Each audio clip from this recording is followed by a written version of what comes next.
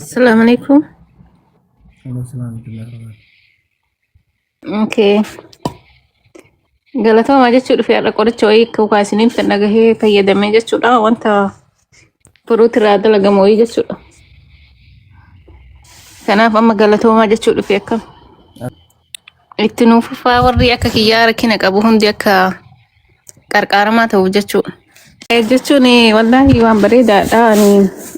Garaa kana keessa wanti na dhukkubu jira. Waan asirraa isin barsiiftan kana fayyadamee jennaan wallaahi narra turee jira garuu na cinciisu osuma na dhukkubuun dalagaa haa ta'u garuu narra turee jira yeroo dheeraa narra ture jechuudha amma garuu wallaahi alhamdulillah na dhiise. Waan biraan fayyadamnee waanuma akka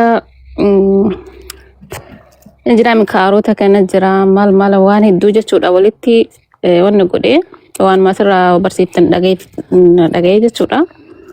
walitti makee jechuudha kan kadhugonillee ka waan akka avokaadoo midhaan kanallee kan dhugan waan adda addaa godhe.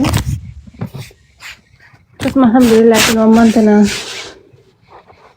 bareeda jira alhamdulillah na dhiisee jira kompiliitii na dhiisee jechuudha wanta akka wanti natti dhagamu jiru.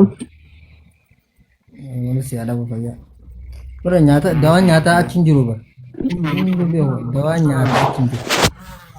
Ifumaa fi dawaa barbaannaa maaree dawaan nyaataa achi hin jiru.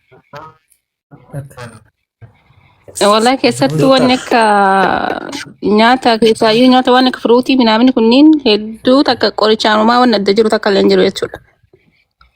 Akka malee akka firuutiin kun dawaadhaa bara. Dawaa adda addaa silaa asirraa dalaguu hin danda'a dhugaa rabbi amma. Firuutiin Amma firuutiin dawaa gurguddaa cimaa godhee gurguruu hin danda'a irraa dalaguu hin danda'a waanuma feetee waan. Kubbii mataa coggaarraa ta'u firuutii irraa hin dalagaa akka dhibee coggaarraa firuutii walitti godheetiin daakee akka cimaa gurguru achi akkasitti hin deebine hin beeku. Bakka beekumsa guddaan hin qaba alhamdulillah ammaas kana duuba jirus bahaara hin beeka beekumsa. Ammaas maaliif beekumsa hedduu hin beekta amma kintaarota kurumbaan dawaa ta'uu namni hin beeku. Kaataa qaba. Dhugaa rabbi kurumbummaan tun baaroo shunkurtaa dhadheessa albulee. Dhibbatti tanuma kuchiftu jira akka shunkurtuma tana keessa dhibbatti kan taaratu makan yoonuma nyaattee fayyadamu guutumatti nuti beektu amma kan taaratu oguu itee gabbees dooma kana jalaan didda isuma kanaatu futtu godhee isuma kana itee bashu godha kan taaratu firraa muruurra dooma kana hedduu kana irraa yaasu jira hintuu garaasutti hin deebi kan taaratu dooma jalaan didda kaan gubbaa kagaraa keessaa kan nyaattu jira haadha bamseessu. Isuma garaa keessa nyaachata kajalaa kana dibataa kanuma gaffidee dish iitee dish godhee baasa. Sirraa yaasee. Azira kan. Sitti deebiin. Adda dheetee akka murtu adda dheetee maaliidha? Sababa adda addaa beeknaa barbiyaa kan usuna waliin. Maaliif inni kun waa hedduu qabu bulee. Nyaata irraa sadarkaa tokkoffaa. Nyaata irraa sadarkaa amma warri dhiibbaa dhiigaatiin qabaju. Ammallee hin malee warri onneen qabaju. Akka faaratti kurumbaa nyaadhu. Kijibaa waan na baase. Laakiin barnoota guddaa hin qabu.